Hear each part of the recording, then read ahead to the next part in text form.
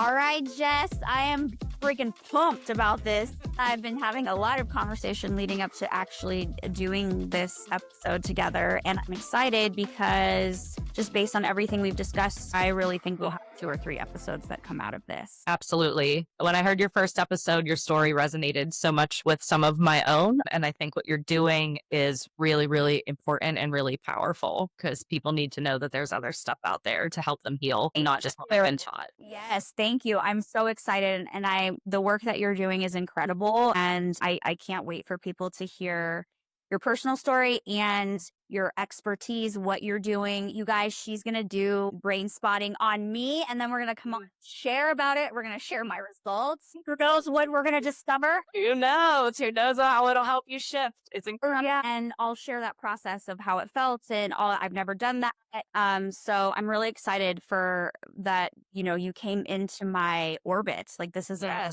big deal. Let's start with, I know you have a personal story, right? And I feel like everybody does. Anybody who's in the helping profession usually has a person that led them to do it.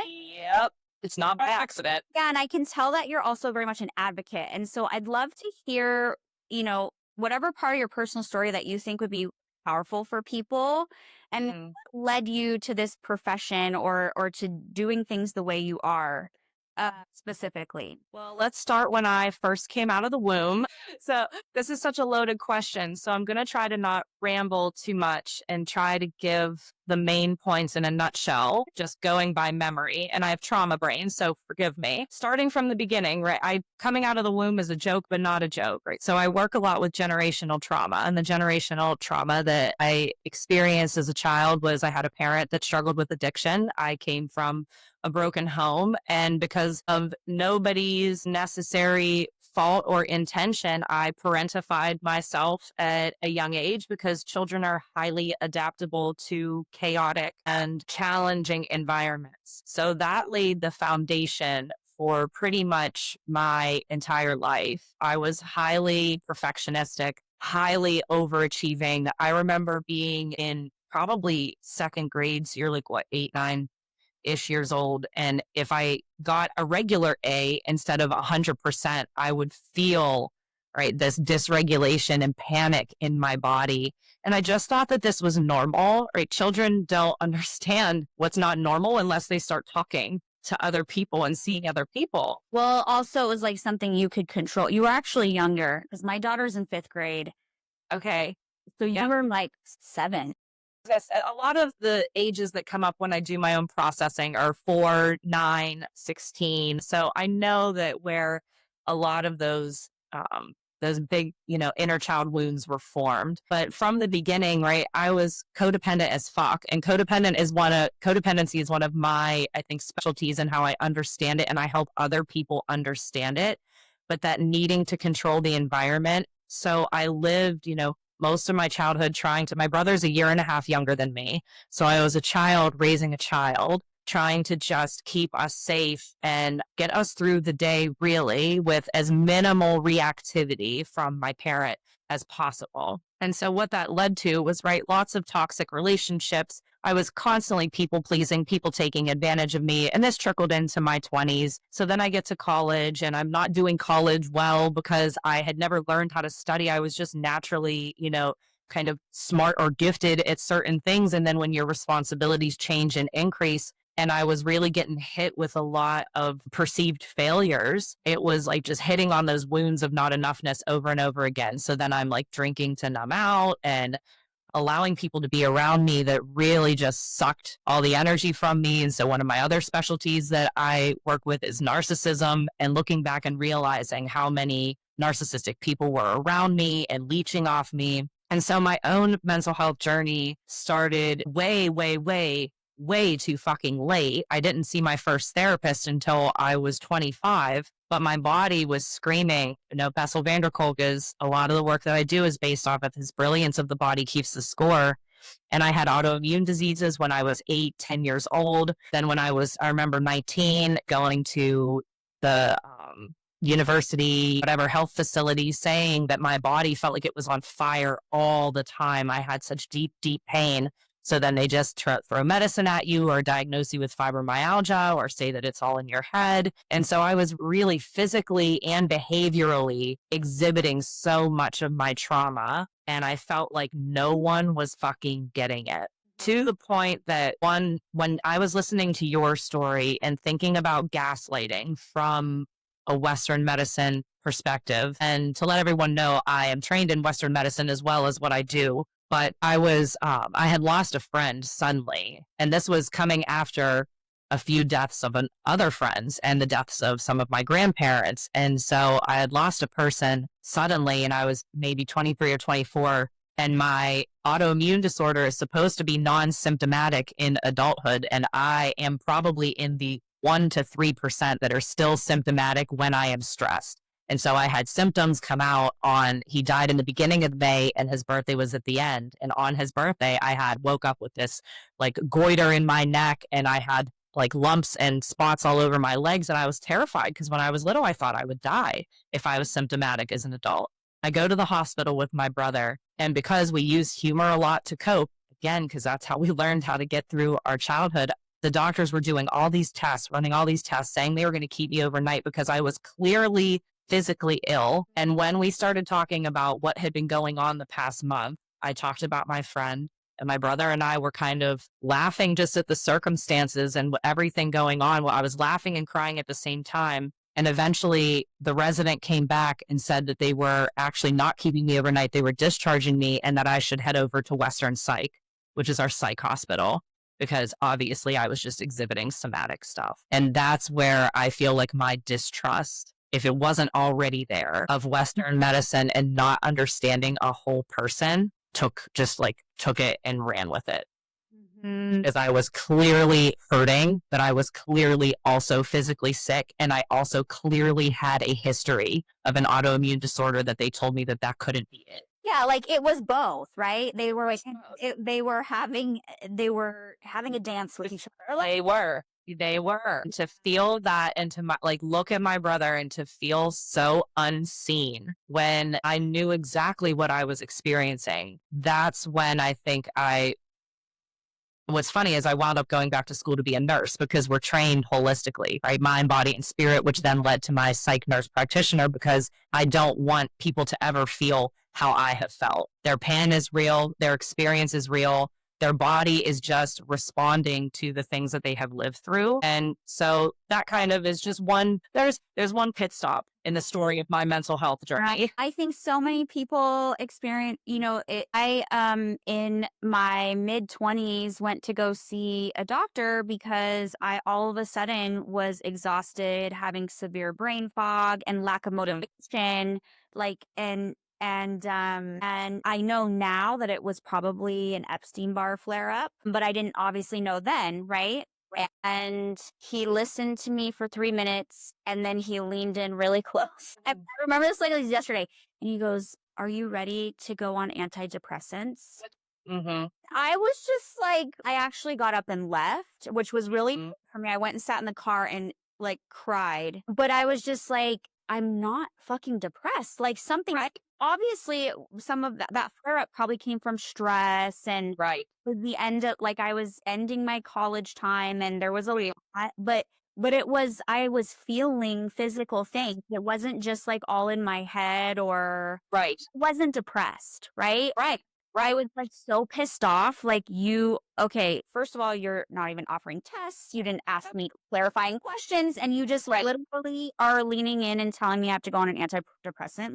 Like, what the hell is going on? Like, it was so upsetting for me. Right.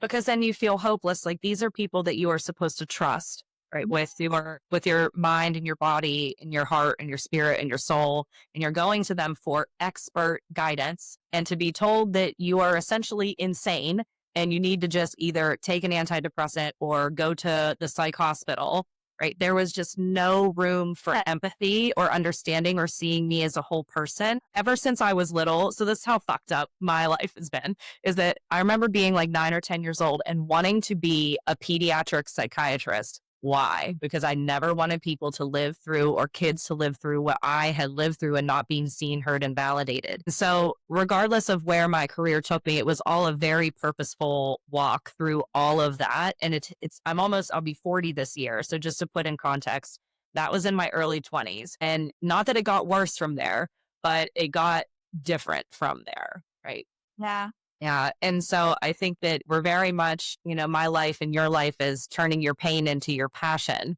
But the walk to get there has been really frustrating. And I never want to be that provider for someone else. And this is why I try to really give. I think I'm an enigma. I give as holistic as a perspective as I can in the field and within the confines, right? The box of that I have to function in with my psych nurse practitioner degree, because I had never had anybody necessarily say that I needed to go on medicine. But when I was going and getting all this testing done, right, I had all these symptoms, but it wasn't enough for rheumatoid arthritis. It wasn't enough for Epstein-Barr. It wasn't enough for lupus. It was all this shit. So I was healthy looking, and I was too healthy, but not sick enough. And this is where Western medicine is completely flawed, because it only looks at disease. It does not look at things like trending towards disease. And it's very much like book driven, where I knew what I was experiencing. And what I mean by like my body felt like it was on fire, it's still true now. That I remember being in my early 20s, and I think like a friend or a guy I was dating got up. We were sitting next to each other, and he got up and he put his hand on my thigh and used my thigh for leverage to stand up. And I could feel where his fingertips were all the way down to my bone. And I would go to the doctors and tell them this, and they would just give me, again, blanket terms of like, you have fibromyalgia and here's like maybe some Cymbalta or some muscle relaxers. And that's not the way I wanted to live. Even as a nurse, I'm very like anti-medicine, the bare minimum, because there is a time and place, but that's not the way I wanted to live my life. Going through my 20s and seeing my first therapist, Dr. Heidi, shout out to her wherever she's at in the world, because she was the first person that ever had brought up the word codependency to me, and understanding my childhood, myself, how I functioned in the world, and literally every facet of the way that I thought, felt, behaved. And it was like being at the bottom of a mountain. And Dr. Heidi did a lot to help me break some habits and to learn how to say no, put down some boundaries. And she was really, really incredible in helping me with that. But to be 25, and this is the first time that any sort of mental health treatment was even talked about in my life, is just asinine. Like my brother and I couldn't be in a room together when we were younger because I was trying to control him, and we would fight all the time because I was trying to, again, control the environment so that we didn't get in trouble, and we couldn't even be together. Like how CYS wasn't called on us. Nobody thought to say what is going on with these kids, because we were good students. We were nice kids. We were quiet. We were the perfect little dissociated people pleasers. And so you are left kind of under the radar with all of that. And so she blew my mind and really helped me to understand myself in a different way. And then fast forward 10 years later, that I knew all this about myself and still found myself in a narcissistic and domestic abusive relationship, despite knowing all of this. Yeah, well, the subconscious is pretty powerful at keeping us in certain loops until it's truly healed. And that is why, in all of that learning, we are coming to understand now. So talk therapy, while it is great, and while it serves a time and purpose, the CBT and reframing and cognitive restructuring of the craziness that my brain would tell me is invaluable. And so Dr. Heidi I will always love her for those skills. But talk therapy only helps in the areas of the brain that have language. And that's only the front part of our brain. And where trauma and all of our subconscious shit is stuck is way deep in the back part of our brain and in our body. So of course I was thinking better, but I wasn't feeling better. And I was still drawn to all of this, toxicity in some ways in subtle forms. And so it took that relationship and a complete fucking nervous breakdown and a million things that happened in between, losing a lot of my family members to dying, like not just losing because of boundaries. That too. I had friends die. I had family die. A lot of challenges with myself and getting myself through school, relational challenges. And it took that shitty relationship to break me down to the absolute bare bones and to rebuild from that. And that's where I found all this somatic healing. and all of the ways that I have changed and completely flipped my life around as I see you have done with yours. You have such an amazing story. I'm sure there's lots of little micro stories in there. There's lots of side quests in there too. I think, one of the biggest things that I think is so important for people to understand is that because I've been in therapy since I was 18, right? Like off and on or whatever. And I agree, like talk therapy, that first, well, went when I was 13, but like a good therapist, like somebody who, really made a difference in my life. You? Yeah. 18, she changed my life. She helped me see certain things. She also validated me, like finally acknowledged that my experience that I had was real for me, right? All this stuff.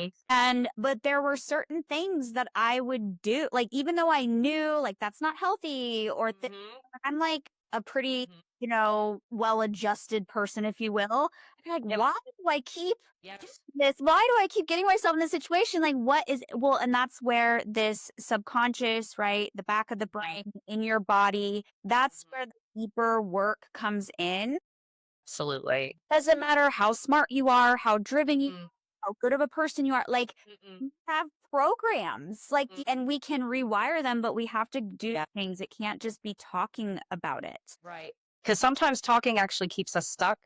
It's very much true with narcissistic abuse. And because it's need to be able to tell your story in the beginning, because your reality, you are so mind fucked and psychologically tortured that you don't understand what your reality is anymore. So there is a benefit to telling your story and being heard and being seen and being validated in that. But there comes a point where you're only keeping yourself stuck. And we do this with lots and lots of little subconscious habits that we have. A majority of our behavior is subconscious. We kind of just go through the motions, and it's like the lather, rinse, repeat, which is actually the title of my chapter that I wrote about my experience with narcissistic abuse and how I was replaying patterns that I had with my parent when I was younger. And it took that breaking you down. People don't change unless there's a reason to change. And I get a lot of clients. I think I attract my ideal client because people come to me because they're ready. They're ready and willing to do the hard work because this shit is painful. We have to go back in order to go forward. And sometimes back isn't even back in your own life. Sometimes back is looking at the generational trickle down of shit that you have learned or experienced, or how it has maybe turned your gene expression on or off for certain things. And that's work that I help you. Generational trauma cleared from my body that I'm like, oh, that makes sense actually. What? Yes. I mean, like, yeah. I remember one time, I don't think he thinks this way anymore, but my brother told me I think too fucking much or I look at things too deeply. But it really is, when you look at a person, it's not the symptoms that they're exhibiting. And I don't even really like using the word symptoms. These are manifestations of something that is deeper.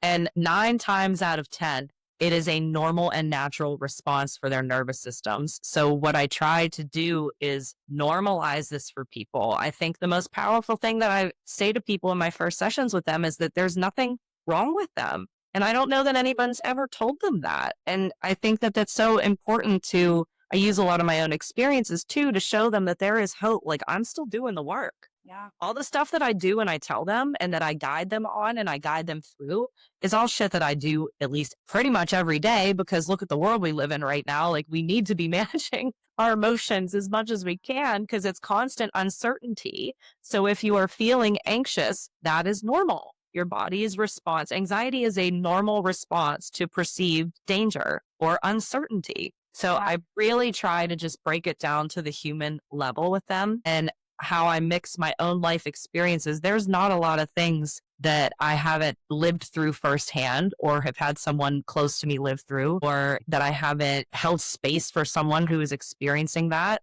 And at the end of the day, it's just about being a human. Whether you go through something personally or not, it's just about giving them that authenticity that they are seen and their story matters. Absolutely. Okay, so you have a practice. Tell us about the work that you do with like brain spotting. So my business is called, It Ends With You. It Ends With You LLC is my coaching entity. So I do all of this virtually. Do I see people in person? Sure, if they want to, but I'm located in Pittsburgh, PA, and coaching, since it is non-regulated, fingers crossed it stays that way so that I can practice across state lines. So what I do in my coaching business, because I have my coaching hat and then I have my psych nurse practitioner hat. In my coaching business, I do one-to-one sessions with people across Zoom, just like we're doing now. They tend to come to me with all sorts of things under the sun. I would say that my specialties or niches are codependency, narcissistic abuse, grief, difficult family members, toxic, leading to other toxic work environments or relationships. But I meet the person where they're at, right? Because I cannot push them faster than what their nervous system is willing to go. So I use somatic modalities like internal family systems, polyvagal theory, and the combination of that with brain spotting, and then understanding generational trauma, their attachment trauma, and even some birthing trauma and physical body sensations. I try to combine all of that into one big picture and use brain spotting as a way to accelerate their results. So we manage symptoms with things like polyvagal theory and internal family systems because they're tend to come to me, right, having increased anxiety, or they're really stuck, or they're oscillating between that and dissociation, or they're feeling highly reactive. So I teach them how to manage their symptoms while we work towards the root causes. And so a combination of all of that, I don't want people to see me forever. I remember working for a company doing my psych nurse practitioner stuff, and they didn't want people to, they were questioning me about my retention numbers. And I said, well, these people are like good, right? Like, these people are like, I don't need to see them again. And they said, what do you mean? I said, well, I guess, quote, graduated. I don't love that word, but because you always need to kind of touch base, but they don't need to see me regularly. Well, what do you mean? We don't have people that graduate from therapy. I'm like, what the fuck do you mean? I don't want them to be codependent on me. So how I try to structure my business is that you buy packaged one-to-one package sessions or 1, 3, 6, 12. I don't care. However many you need. I meet people where they're at and I try to work with them financially. At the end of those, are you going to be healed? No, we are never healed. We are always healing. Even I am always healing. But at the end of those sessions, I want them to walk away more empowered, better able to self-regulate, better to able to see things more clearly as to what they're experiencing, have their brains quiet down a bit, create better boundaries in their life. And I want it to be so that they don't need to see me all the time. And that maybe they start to check in with me as a friend and tell me how amazing that they're doing. So I try to give them as accelerated as results as I can in the shortest amount of time that their body will let me. And then I mix that with, I'm partnering with my friend Tanya Bezier from Impart Clarity, and we do healing retreats with women specifically about codependency.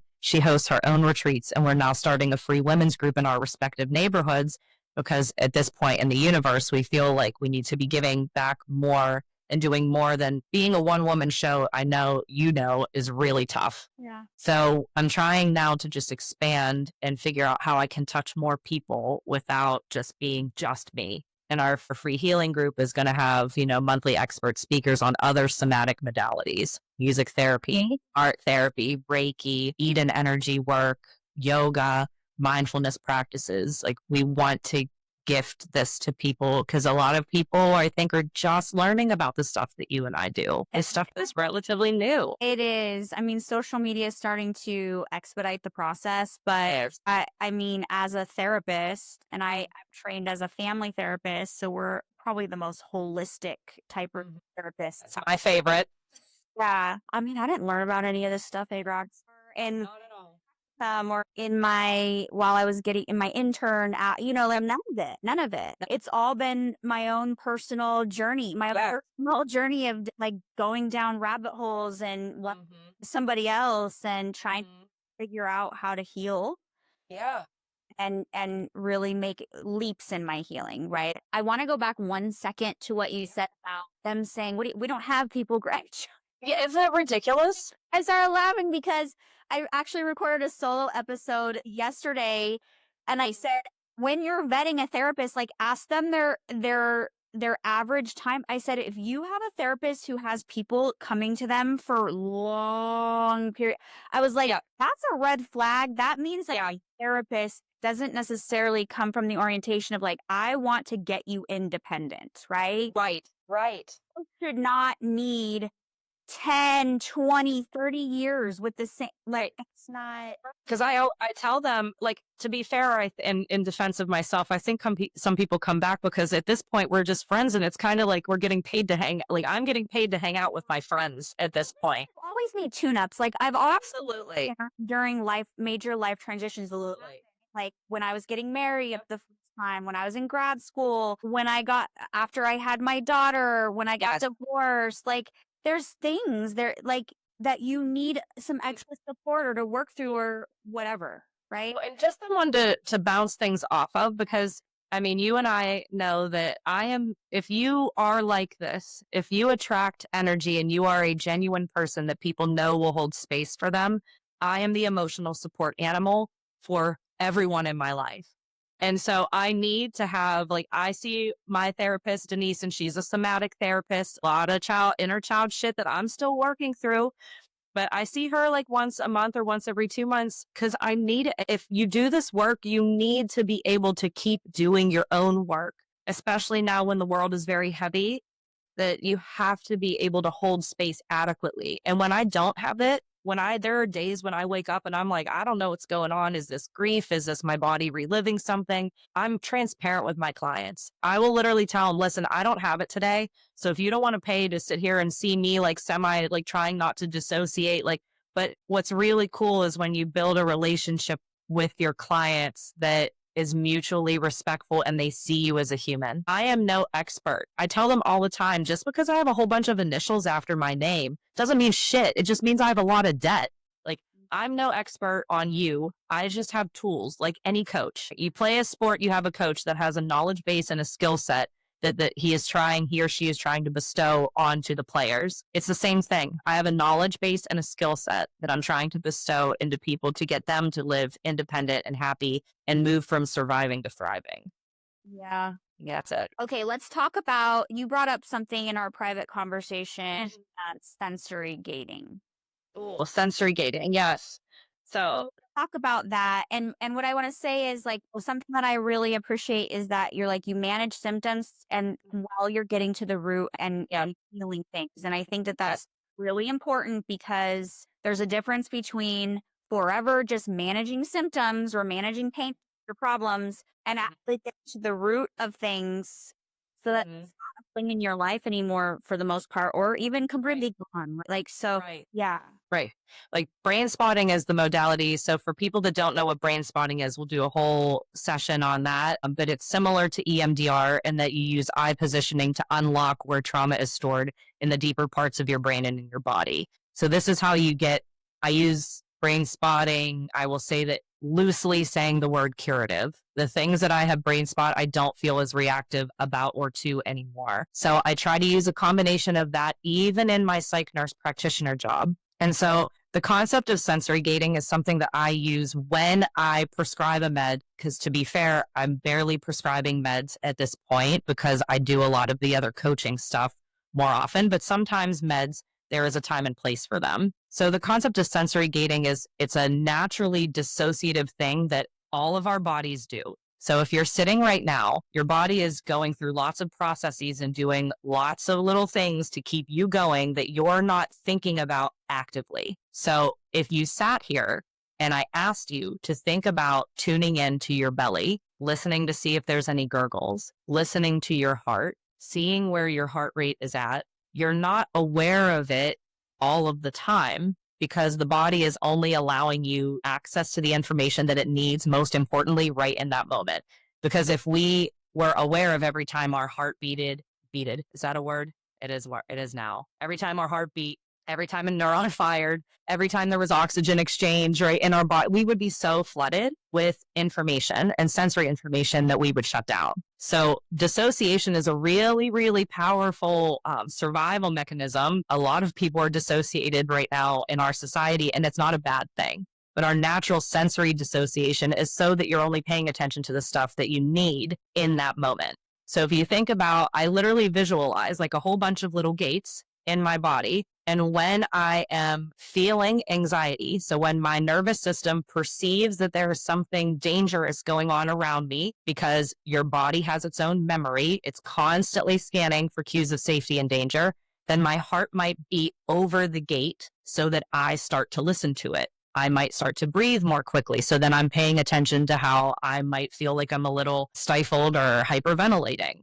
So sensory gating is an important concept just to understand that your body is doing exactly what it's meant to do in any given moment. And how I equate that to talking about medications. And I actually brought this up in my last brain spotting masterclass with the gentleman that developed brain spotting or discovered brain spotting. Essentially, he didn't really develop it. He just noticed it. And I said, how I teach people about medicines, I use your concept of brain spotting, or I'm sorry, about sensory gating. And he said, I've never thought of it that way, but that's really interesting. Like, I'd like to talk to you more about that.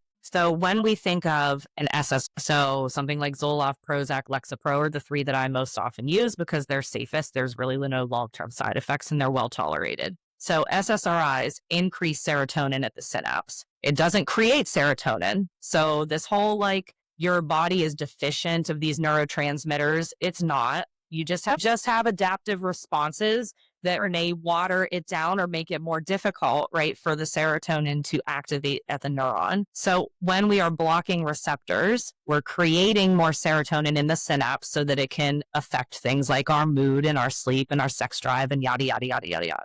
If you are emotionally numb, that is not a good medicine for you. If you are a zombie, that is a side effect, right? If you are feeling in any way shitty or shittier, it's not a good fit. So it's really about just kind of playing a guessing game of understanding people's genetics and what they respond to and being open and willing to shift and change things that aren't working. But I digress. So how I think of Very important for people to hear because that is not like, I shared in my first episode, like, yes, the Paxil, like, completely affected my sleep. It could affect a lot of things. But then instead of us exploring that, it was, now you're going to go on Ambien. No, and I hate counteracting side effects with another med. It's ridiculous. And here's the other thing is that there's commercials online for Absolutely.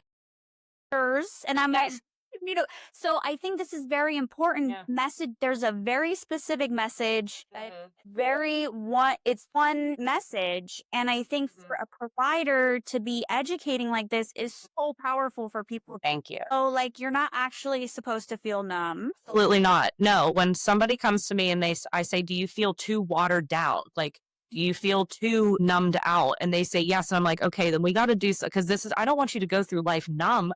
I just want you to better manage what's going on right now in the moment. You're numb. So hard to do the work then because you're fucking numb. Exactly.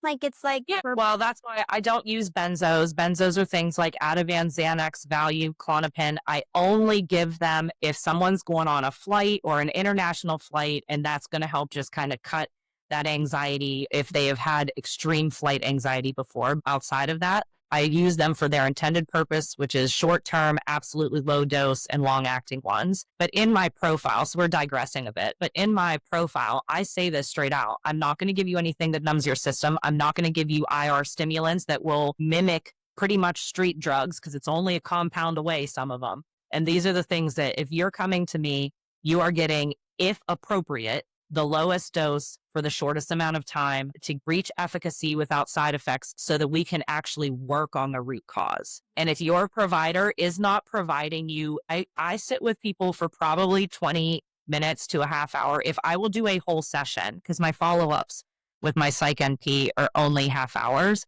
I will do a whole session on education about the med itself. If somebody is just handing you something and telling you to put it in your body, without giving you the knowledge of what the hell it's supposed to do and not do, then I would get a second opinion. So that's just my little soapbox because there are so many people that say to me, no one has ever talked to them. Well, yeah, because people don't know because it doesn't happen enough. And I think that's a standard that people can set for themselves. Please do not Google because Google will scare the absolute living fuck out of you. Like, talk to someone that knows what they're doing. Reach out to me. I have been considering just doing like consulting, like for people to talk about their med regimens and what I would do. Oh my gosh, that would be so good. Or just for a second opinion or just educational purposes. Another thing that would be incredible, and I'm sure you have no time to do it, but just maybe you and I could actually collaborate on a freebie for people that what kind of questions to ask to vet their practitioners. What are red flags? What are green flags? Like, this is because people, and you just when you have a crazy bad experience and then you're like, I either don't want to go back. You're terrified. Yes. Whatever you say, because you're the doctor, and then you're Right. happy and unwell and having side effects. Right. Right. I had offered, and that's, well, you're just sparking ideas in my mind, but I don't want to digress too much. We're like listening to a brainstorm session anyway. Yeah. So back to the concept of how I explain how I think sensory gating and what medications do make sense. So you take the medicine, you take your Zoloft. It's increasing serotonin in your synapse, which was going to hopefully have positive effects on your mood and thoughts and whatnot. But what I really think it's doing is just giving you more sensory gates. So therefore, it's not necessarily watering you down. It's just giving you more gates. And so then your heart has to work a little bit harder. It has more gates to bust through. Then your breathing needs to go and work a little bit more accelerated because it has more gates to bust through. Because at the end of the day, I've had people come to me on a fuck ton of Xanax and they're still having panic. This is proof that your nervous system will override any medication if your body thinks you're in danger. And people will say, well, my meds aren't working and I'm still feeling this and I'm still feeling that. Yes, no shit, because it's not fixing the root. And your body's job is to keep you alive. Your nervous system's job is to keep you alive, not to keep you happy. So when people are saying, well, I don't think my meds are working because this, that, and I'm still feeling this. Okay, well, then let's talk about what's going on in your body and ways and polyvagal tactics and things that we can do to either purge that from your body or allow you to rewire your brain. And this is why meds do have a time and place, because there are some people that come to me that are so dysregulated that they would have to work exponentially harder to be able to start to even try to rewire their nervous system. Yeah. So we put something low dose for a couple months, give them some cushion, give them some breathing room so that they can even fucking think. And then we start to back off. I love getting people off of meds eventually. That is my ultimate goal, is to show them that they can do it themselves. But is there a time and place for a medication to help you have more gates? Then I think that it's totally appropriate, but they have to be educated on what they're putting in their body. Totally. And I think that is gonna say this out loud. That is the biggest challenge with the conventional and Western medicine only. Absolutely.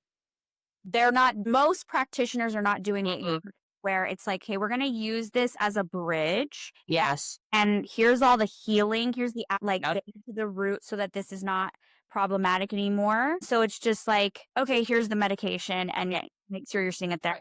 But it doesn't get to the root. It's like putting it over a moldy wall. The mold. Yes. And I think that's really important, is understanding that if you need medication or whatever, like, make sure you're seeing a practitioner that that's not all that's happening, that they want you to do healing work and that they're and to get off eventually. Yes. Can you just share what is the long-term, not necessarily about one medication, but if somebody's just put on meds and they're on like my husband is on a med that he wants to get off, but every time he tries, because he's been on it since he was years old. So let's talk about how I teach about when we're decreasing meds. So when I decrease medications, I tell them you're decreasing your sensory gates. You are going to feel in your body more. So what people would typically label as withdrawal. You're not withdrawing. Do people actually withdraw from things like benzodiazepines? Yes, there is a chemical dependence on that your body will have a reaction. But things like your SSRIs, you are not withdrawing, you are feeling. And so when I decrease meds, I increase brain spotting. And this is how I help people successfully manage themselves so that they have the confidence. Because my job is to give them choice, control, and the confidence in themselves and also in our in our provider-client rapport. And an emotional rapport, right? Because they're trusting me with their deepest shit. So when I actually had an old client reach out the other day saying, like, I'm experiencing all this stuff and like my new provider's pulling me. I came off of my meds and I was like, you're just feeling. I said, use your tactics, use your polyvagal skills. And over time, polyvagal tactics don't just work like a Xanax. They don't numb you out. They are rewiring your brain. So like any muscle, you have to work it out. You have to strengthen it. You have to practice it. And so I think it's really important to also give people realistic expectations when they're coming off of meds. And for anyone who, I know that there will be people who are very defensive when they listen to this. Well, I took this medicine and it helped me so much. Yes, it does help you. But I'm telling you, it's not fixing the root as to why you went on the medicine itself. And you are probably still doing subconscious things, but your body's just not as reactive. And you may actually be emotionally numb where you're not experiencing true happiness and you're also not experiencing true sadness. But that is not a way to live. And there are a time I am a med supporter because that is my job within reason. And so that med did not necessarily save you. You did something to save yourself. And this is where we take it to the next level. How can you continue to work on saving yourself? How can you continue to pull that shit out by the root? Because it's not a quick, it will be a quick fix. So like a little Xanax feels fucking great. Like to just be. That's why I liked to pop Xanax in high school. I mean, let's be honest. Yes, it feels great. Kind of drunk. Yes. So, I mean, that's the point. Like, yeah, like it's really kind of looking at it for what it is. And, you know, I say a lot of, and I'm starting to say even more controversial things on social media, and people get really, and it's like, I'm not saying this to judge you. I'm saying this to wake you up, and then you get to decide what you want to do. You know what I mean? It's like, these medications don't heal you. They help you manage, always be managing. Yes. And to be fair, even when we're healing and we have all these tools, we're still managing. Like life is stressful. Being an adult is stressful. Living in America right now is stressful. So we are still managing, but it's not just surviving. Like I can be present now for the good things. I'm not totally dissociated with my head in the fucking cloud. But, you know, I put my conspiracy theory hat on, and this country wants us to be dissociated and numb because then we are more compliant. And it's all about just being compliant and just going with the flow and working 50 plus hours a week. Like, get the fuck out of here. That is not what you were put on this earth to do. And so, not at all, not at all. So I really try to find like this middle ground and this middle point of, there was so much in my Western medicine training that I don't necessarily agree or believe in anymore, but there are components of it that need to be taught so that people aren't afraid. And just because you had one shitty provider doesn't mean that all of them will be shitty. And yes, maybe I'm an enigma, and there's a million times where my clients come back and say, I have a new provider and I just miss you and I just wish you were the one that could manage my meds. But then we have insurance dictating everything in the fucking world and regulatory boards and your state boards. And it's so nonsense because it's not about helping people get better. And that's where I pull so much more from my coaching and from the more holistic aspect with brain spotting, somatic experiencing, EMDR, acupuncture, Reiki, other energy medicine, yoga. Look at your diet, look at your sleep, because we are not just born to be robots. It's not possible. Yeah, absolutely. The things it's, for me, this is really powerful because I say all of these things, but it's easy for somebody who has different credentials behind their name to come and wrong, or that I'm being dangerous because now I'm creating more stigma and I'm like, no, like just because I don't have an MD behind my name or an NP doesn't mean I don't understand the system. Personally, and I was a part of it.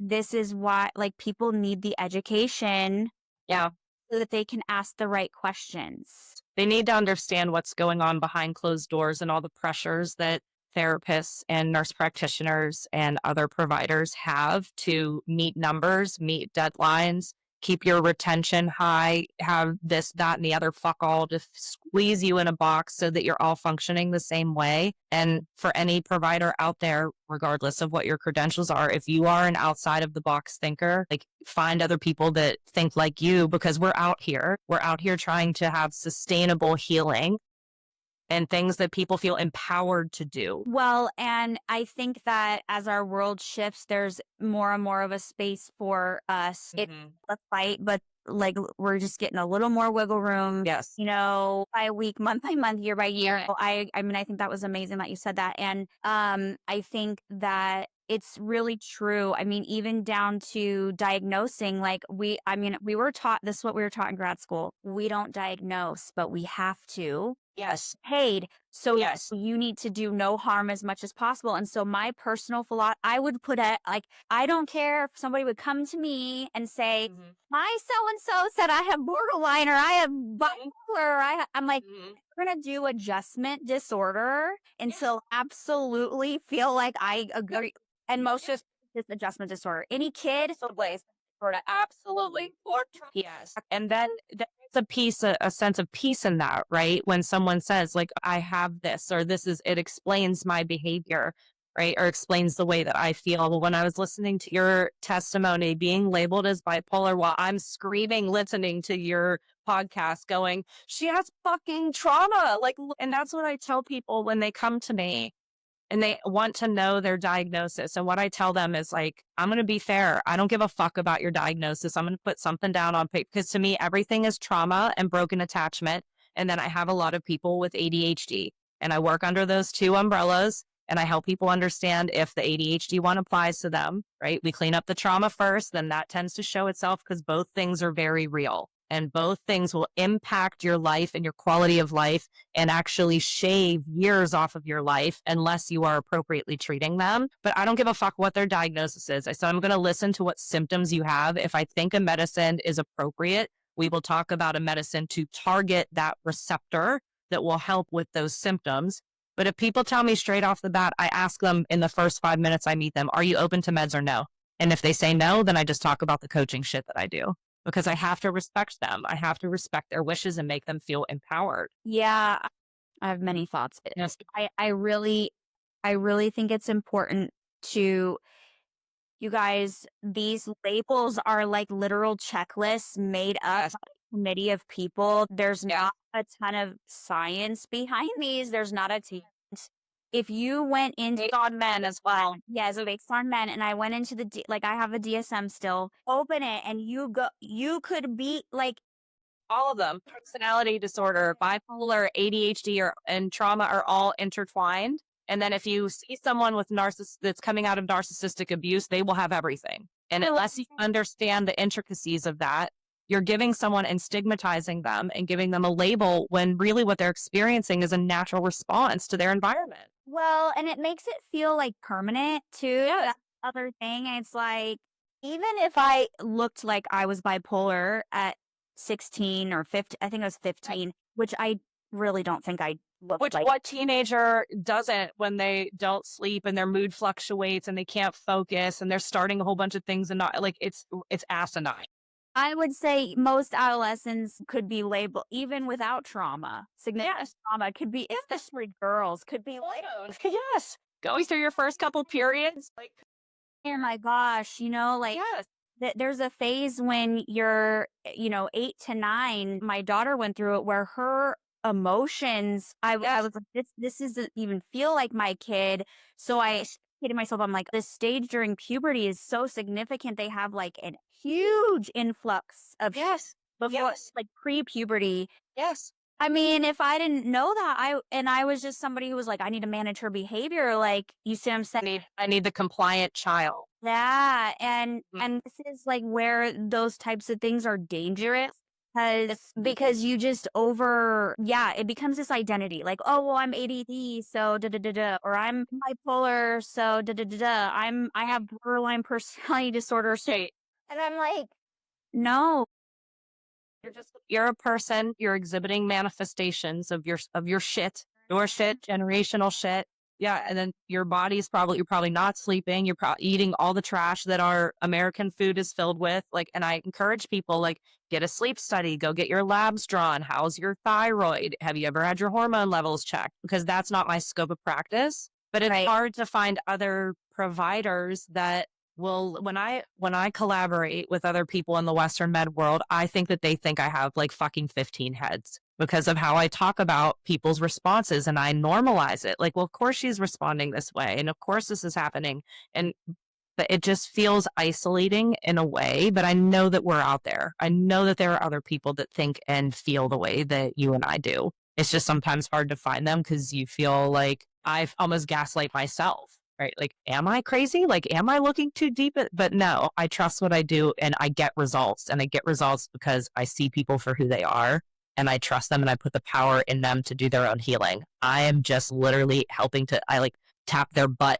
I'm behind them, just tapping their butt because they know exactly what to do. Yeah, absolutely. I feel like we could have so many podcast episodes, so many things. Your comments about thyroid and, there's a psychiatrist who moved away from, I told you about her, who moved away meds and is now helping people get off. And she, does little snippets of education in her reels. And she's like, here's 10 other things that could be happening that look like bipolar disorder. Want to look at those before you just step to this diagnosis of bipolar disorder. Yes, it's so true, because our physical and mental or what is perceived as always like as mental health, right? Right. Completely connected, and your thyroid affects your mood and affects also, and like, this is where people just need to be willing to ask questions. Yes. And be okay to ask questions to people who don't always tolerate the questions, which are a lot of providers.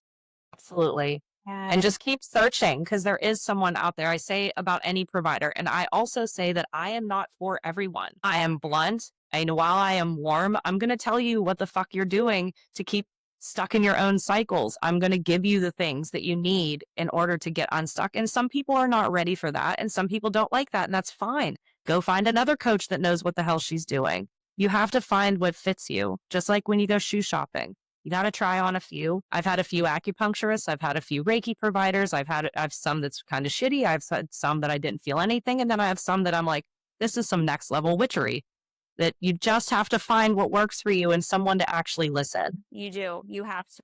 Yeah. And that takes work and effort. It's worth it. And I would say the people listening to this, they already know that part. Absolutely. They wouldn't come to you. Yeah. They might not know exactly what they need to do yet, but they're like, I'm eager and I'm willing to try, right? I'm willing to go through a few things, right? To get to a more healthier, actually more healed place. Yes. Just stay curious. Yes. Curiosity is so important.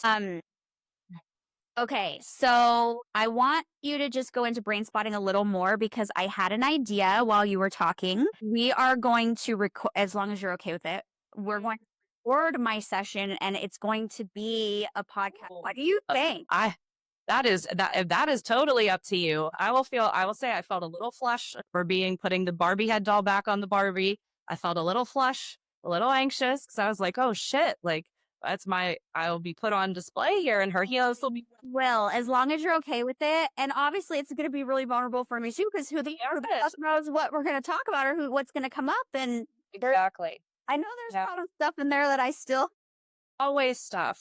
I call it with the cobwebs, right? What we experience in everyday life when we're feeling a trigger, the trigger exists within us, and something goes on that accesses or throws some kerosene in that trigger. That's the tip of the iceberg. Everything else that you're experiencing, and when it feels really big or when you get emotional, is because there's shit underneath the water, the cobwebs in the basements of our souls and our hearts that hasn't been cleaned up. And that's what I think brain spotting helps to do. So that when things happen in the moment, the more you clean up what's under the water, you're better to just handle what's going on in the moment without my 40 years of shit and then all my generational trauma contributing to it, if that makes sense. Yeah, absolutely. So with brain spotting, identifies where the trauma is located in the brain, correct? Right. So we use eye positioning. So where your eyes are looking, our motto is where you look affects how you feel. And so let's think about nightmares and flashbacks, which are a typical symptom manifestation of trauma. So the brain is constantly self-scanning for imperfections and for errors, which is, to me, it's so crazy how much work the brain does, but our body, we still have things like illnesses and cancers, which we could have a whole episode about that. And the body says no with Gabor Mate and all this other repressed emotion turning into physical shit. But I digress. So when we are using eye positioning, wherever that is trapped in the brain, when you're having nightmares and flashbacks, the brain knows that there's a problem because you're experiencing it. It's coming to the surface. So it's like it can see the problem, but it doesn't know how to fix it or what to do with it. So how I visualize it are these like little knots in our subconscious parts of our brain and in our deeper parts of our brain that are connected to sensations in our bodies. And when we hold an eye position or multiple, and we allow that feeling to just process out, and I try not to guide too much, but there is some talking, but really it's a lot of you processing on your own memories and things that can come up or themes in your life or emotions that you're having. And we allow that knot to untangle a little bit. And then by that knot untangling, then the knots, the neural connections that are associated and connected to it also start to untangle. And then you feel shifts in your body. Everyone responds to brain spotting differently. My brother just did a session a few days ago with my colleague Tanya Bezier that I do my retreats with, and he texted me and he said, "Man, things that would make me like really pissed off or agitated, like I just didn't. I was like, meh, okay." And again, because it helps your body to be less reactive because you're not having a whole lifetime of things that repressed anger or repressed feelings or feeling seen, not heard, not validated, feeling not enough doesn't all come up in the volcano of the explosion. And whatever magic that brain spotting does helps to relieve your body of that. And the things that I have brain spot around, I can legitimately say that I just don't feel activated around it anymore. It doesn't impact me the way that it did. That's not to say that things don't hurt or I'm not sad or I don't have grief, because we can't stop the goal is not to stop human emotion. Like, Yeah. we are emotional creatures. We are animals. Our feelings are actually so much more, your body is and your feelings are such a great indicator and always trying to teach us things. We just don't know how to listen to it. So brain spotting really is a way to help you start to listen to yourself. I don't do a lot. I just help you figure out how to almost like walk through that pathway and that portal. I love that. So I haven't done brain spotting, but I've done other things that have like neutralized and released trapped trauma so that I can integrate it. I was actually trafficked and abused by my father from like age 2 to I think about 10. Oh my God. And I can have visuals. I don't get flashbacks, but I can have visuals without having any kind of visceral. Like that body response. Yeah. Yeah, I mean, I don't feel sad that that happened in my life, but I don't have nightmares anymore, and I don't have like any kind of like visceral response. Yes. Thinking about it right now because I'm talking about it, right? And I'm like, it's integrated, right? Yes. Yes. That's what it is. Neutralized. It's neutralized. Like I feel like we have stuff that it's almost like a weapon against us that live over and over, and now. I don't feel like it's weaponized against me. It's like, yeah, I know it happened. I can remember things. It just almost feels neutral. Yeah. Yeah. That's amazing. So whatever work you have done the hard work. Yeah. Have I done mean, whatever. not anymore, trust me, but like Oh, of course, there always is. That's why I say 20 sessions and there's always more. doing work around that, like, there's been a cascade of other things. Like I would not identify myself as an angry person anymore. And I used to be a very angry person, right? Highly reactive, like hot tempered, different things. And so like things start to come undone in layers and right? Like you peel back layers. Yeah. So layers of the onion, baby, and they're always there and there's always more. The cool thing about brain spotting is it's so flexible. And that's what David Grand, I think, really wants it to keep it that way. He doesn't want it to be like, all this Western med stuff that everything is so structured and there's like a right and proper way to do it. And there's no right way to do brain spotting.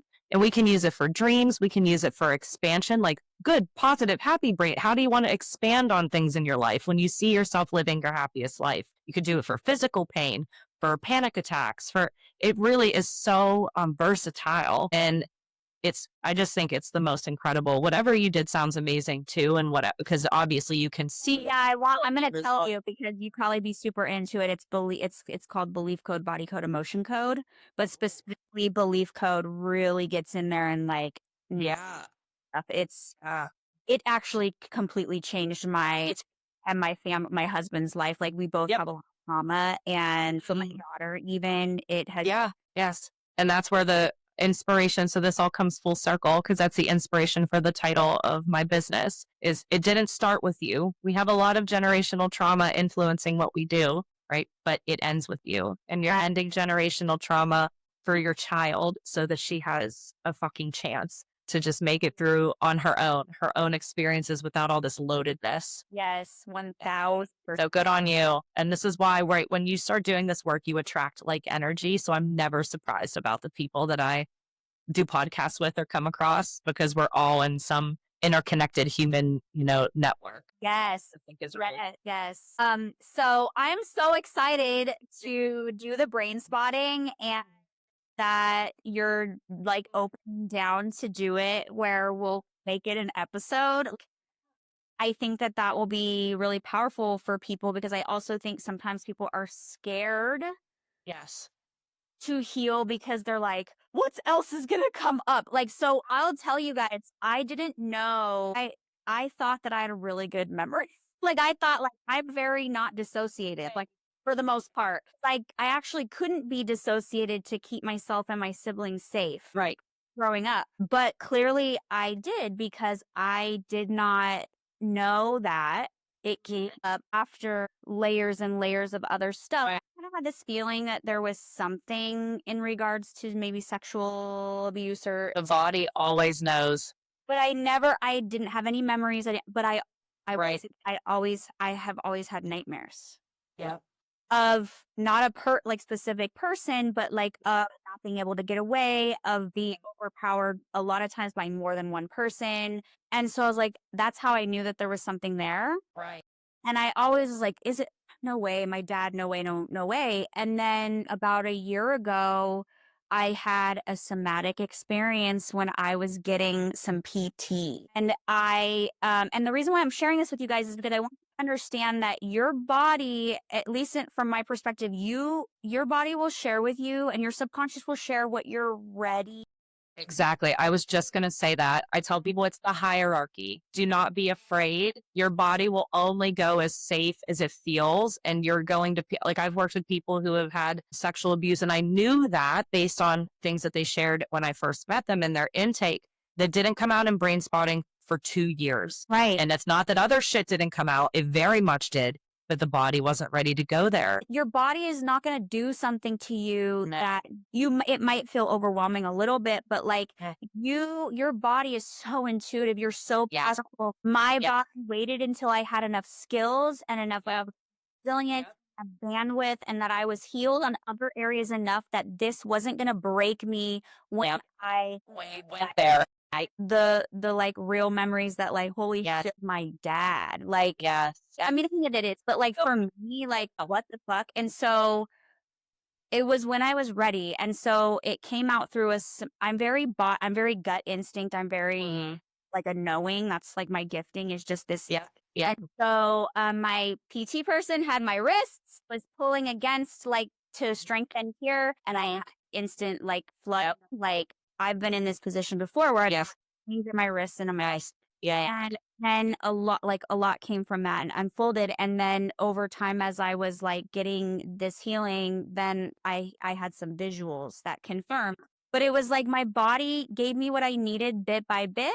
Yep. And so, yes, was I sad? Yes, did I have to grieve? Of course. It wasn't so overwhelming that I like had a mental breakdown. That you died, right? Like there's a lot of fear about this is going to kill me or I'm never going to come back from it. And that's where the somatic experiencing and the brain spotting really help you to understand that you are so much more powerful and your body is always giving you clues. Always. It's giving you the path to healing. And it just took you doing the other work to finally get there. And I'm so sorry that that's what you had to live through, but I'm also so grateful that your body did what it could to get you to a point where you could finally purge it and not have that be buried in you anymore. And that's the other thing is that I am the most physically well that I've ever been. I'm not perfect, we're getting better and better every day, but than I've ever been. And I've the best. And I know that's because of that, because that was a big thing. And it doesn't even have to be sexual abuse, you guys. No, it could be anything that profoundly affect us. And maybe we don't remember, or we didn't think it was a big deal. Like your body will talk to you. And if you don't listen to it, it will give you physical illness because physical illness is more containable than emotional. So what we repress, we end up exhibiting eventually. Wow. Such a powerful story. Yeah. So you're giving me hope as I feel something trapped. I feel something trapped in me and I have an energy session on Monday. So you're giving me, I hope this is serendipity because there's no accidents in life that I will experience something similar to you, that there's a purging that's coming to take me to the next level as well. So thank you for excited for you. You'll have to be posted. Yeah. I mean, thank you for what you're doing and for your platform. You're spreading all this, talking about all this shit that I know that many of us really feel and we're seeing now, but we just don't know where to go with it. So it's like we're all in our own little silos trying to do what we can to kind of break these, help to fix a broken system in whatever way possible with just being one person. So avenues like this are bringing the world together to know that there's more people like us out there trying to actually help people heal and thrive.